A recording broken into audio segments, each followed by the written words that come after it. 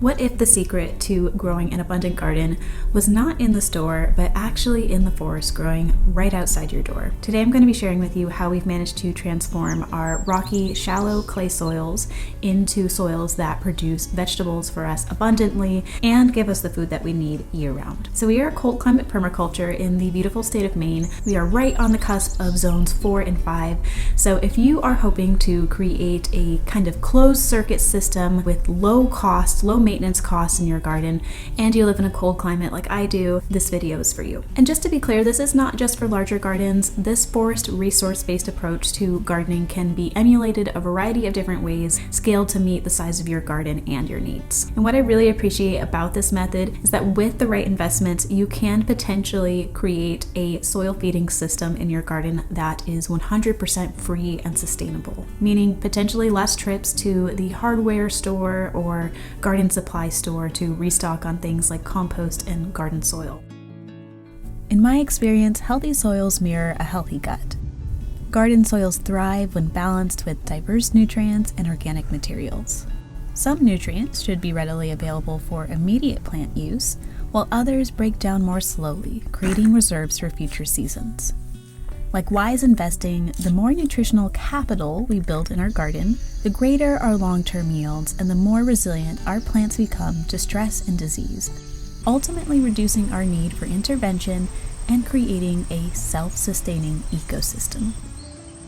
Okay, so let's start with liquid fertilizer. So we're going to talk about the different plants you can forage in the forest to make your own liquid fertilizer. This is going to be something high in nitrogen, which is very important for plant growth, but may also contain other essential minerals like manganese, calcium, iron, you name it. We're going to make a well-balanced liquid fertilizer straight from the forest. Liquid fertilizers are like blueberry and kale smoothies for soils. They offer a turbo shot of nutrients, boosting your plants directly, but it does little to feed the soil itself. Nettle fertilizers are high in nitrogen, chlorophyll, magnesium, sulfur, iron, potassium, copper, zinc, and even calcium. You can find nettle growing along sunny streams and on forest edges.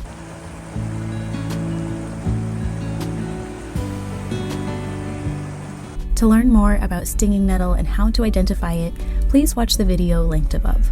To make a compost tea, take your nettle greens and the other weeds like dandelion, wild spinach, purslane, even grass clippings, and add them to a 5-gallon bucket of water. As long as temperatures stay above about 70 degrees Fahrenheit, you can make a compost tea within as little as a week. Add a bubbler along with a handful of quality garden soil or compost to add in beneficial microbes that will help break down the mixture even faster. For a full guide on how to make nettle fertilizer, please watch the video linked above. You can also find this video linked in the description. Liquid fertilizers are a great addition to your gardening toolkit. However, like our own bodies can't live off of just greens without proteins and fats, plants benefit from but can't thrive off of liquid fertilizers alone. And that is where organic mulches come to the rescue.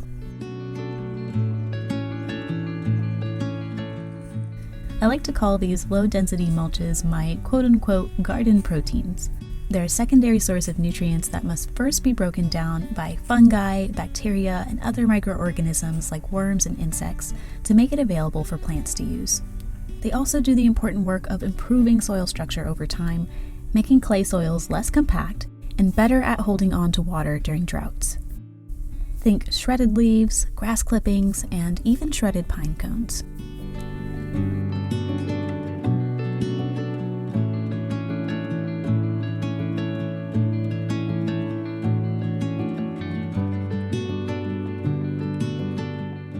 Fallen leaves can be obtained from cities and towns who collect bags.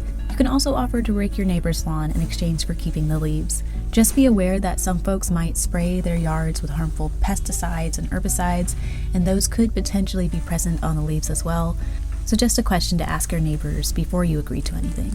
And of course, if you have a small patch of hardwood forest on your own property, you've got a great source of free organic material to build your soils year after year.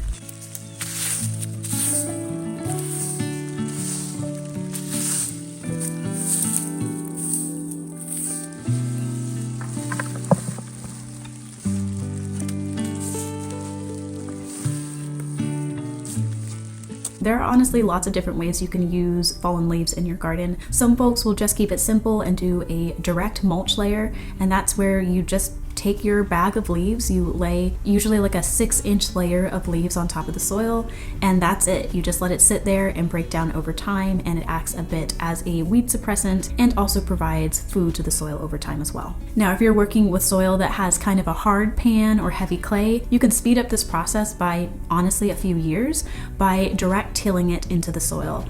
Now, of course, we do try to avoid tilling as much as possible on our property because we do believe in the principles of soil health, and a big part of that, of course, is not disturbing the soil. But we've all been there where you're working with a fresh piece of land and you just need to get those soil amendments in as soon as possible. So another thing you can do with those leaves is apply it to an area you're going to till and then till it in with your equipment. Then, of course, you can take your fallen leaves a step further and start making finer products like composts and shredded leaf mulches. So with a compost, you can make a pile of leaves, and that's going to be your brown material. And then if you add things like grass clippings and kitchen scraps, that's going to be your green materials and help it break down faster as you mix it together. So you can make a quality compost out of your leaf matter. So one of the things I do to break down leaves faster is to add it to a black contractor bag. So essentially you fill that contractor bag with leaves, and then what I like to do is use my nettle fertilizer as a compost accelerant. And the idea is that the combined heat along with the beneficial microbes that you get onto the leaves using your nettle fertilizer, this speeds up the process of breaking down those leaves. And within honestly like a month, you get this really fine broken down material that you can lay right on top of your garden. And if you're asking yourself how you can go about shredding the leaves if you don't own a leaf shredder, you can lay them out in a thin layer on top of your grass and just mow over it and then collect it back up with a rake. Or I've seen some folks even use a string trimmer. So if you have a string trimmer and then you put all of your leaves into a large garbage pail and you put your string trimmer inside there. I'm not sure how safe this is, so just take this with a grain of salt. This is another way that folks have shredded their leaves. Now you might be saying, Danae, I don't live anywhere where there are hardwood trees. I am in a cold climate, maybe like in Canada, and we just have more softwood trees than we have hardwood trees. Well, there are plenty of resources you can use as well, including pine needles and almost any type of evergreen cone. So let's talk about how to do that. So there is a common belief that if you add pine needles to your garden, you will increase the soil acidity. And that is true with an asterisk. So when scientists have taken measurements of a pine needle's acidity, it's based on when the plant is alive and still has chlorophyll in it. It's green needles. Now, when those needles have sat on the ground for a year and they turn brown, most of that acidity is completely gone. So you absolutely can use pine needles as a top layer mulch. In fact, if you put a layer of about 3 inches on top, it has a great porosity so that the soil can breathe while also still acting as an effective weed barrier. So I especially love pine cones from white pine, also known as Pinus strobus, as they are large and abundant. If you live near a park in your town with lots of white pine, you can easily fill up tote bags with pine cones and use them as a mulch in your garden. I doubt the town would mind, except for maybe a few red or gray squirrels, so practice responsible foraging and be sure to leave some for the wildlife.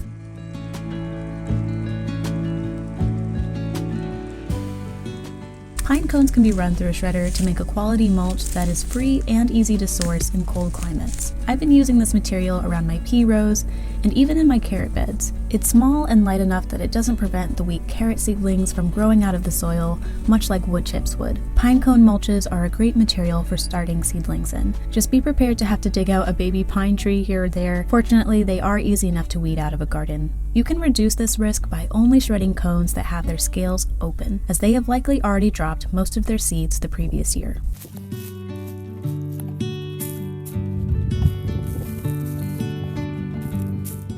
And finally, our heavyweight garden champions are our woody debris.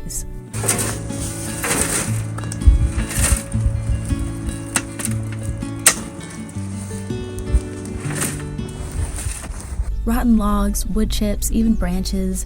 These are our heavy hitters for building our soil's nutritional reserves. They break down slowly over time, feeding the garden as the season progresses, while providing an insulating layer against elements like the sun, wind, and even erosion-causing rain that can threaten to destroy the fertility of your soil. Many folks start raised beds by filling the bottoms with woody debris, rotting logs, branches, and raked twigs. These help to bulk up the bed so that you can save money by not needing to fill a bed from top to bottom with garden soil. Plus, you get the added benefit of a slow-release fertilizer at the bottom of your beds that improve the soil over time. Wood chips are my preferred weed barrier and garden path material, and there's a few ways you can source chips. You can definitely buy them, and I've done that previous years. For a larger garden, it's not cheap, and I personally despise all of the plastic packaging that gets thrown away after. Plus, with bought wood chips, you have more to worry about, like where it was sourced. Some companies have been known to shred pressure-treated pallets and other questionable woody materials to make their mulches. And then, of course, there's also issues with dyed mulches. Depending on what they use to dye their mulch, you may run the risk of losing your organic certification or simply exposing your soils and ultimately yourself to harmful chemicals. Last year, we did a black dyed mulch as most companies use charcoal to dye it, which seems a lot safer than whatever they use to make the red and brown mulches. But like I said, it was still very expensive, wasteful, and ultimately not the best way to make a cheap, organic, and sustainable gardening system. Now, if you live in more urban areas and you don't have the option of making chips from your own property, there is this amazing service called Chip Drop.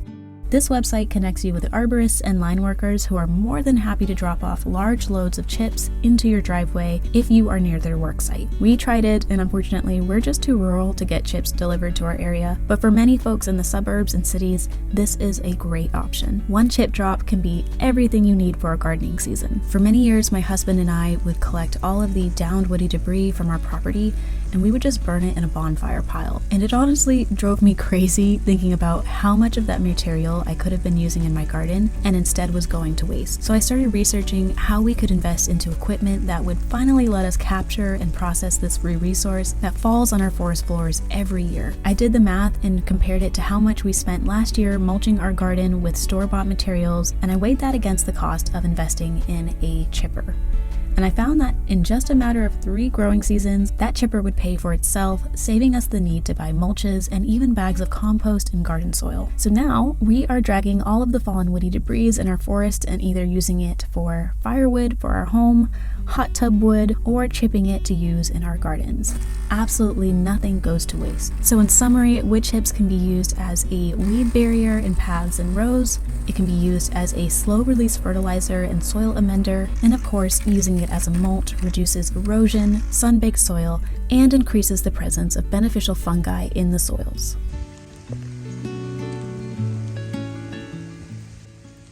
So this is our method for feeding our garden using forest-based resources. Some folks may liken this to the Back to Eden method, which is a term coined for describing creating garden soils by mimicking the natural forest floor ecosystem. I hope you found this video helpful and that it gives you some ideas on how to feed your soils in a cheap, effective, and organic way. And if you enjoyed this video, please don't forget to show your support by hitting that like button down below and consider subscribing to the channel.